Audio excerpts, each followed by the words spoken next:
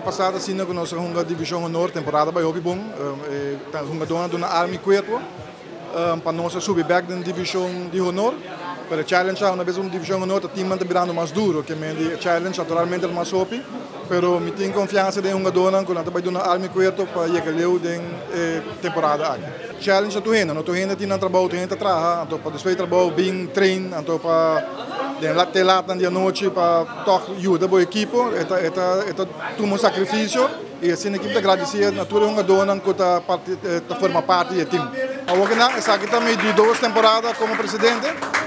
O presidente promete que a capaz temporada capaz e full temporada passada e eu ganho de 2 anos como presidente do United. Seguro que sim, me tem bom diretivo, dus dank na diretivo do Clube United, diretivo que tem ainda novo também existente que sempre está de trabalhar duro para United.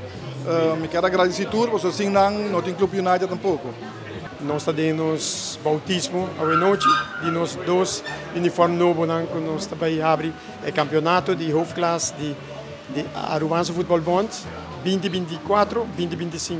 Nós estamos preparando, nós temos um jogador novo, nós estamos trabalhando no time e o tempo está um pouco curto para nós, nós temos um jogador novo na última hora e já domingo nós temos um jogo importante contra a RCA, que é um time grande e com respeito para a RCA, uma boa organização, dia melhor na Aruba e nós temos que batalhar com ele. Como coach, eu tenho bastante, eu tenho 15 anos de coaching, mas com esse tempo de muito de mini baby, mas que daí até que chega na hoofdklasse.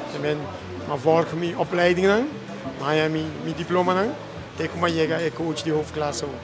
Bom, eu tenho parado como coach de hoofdklasse.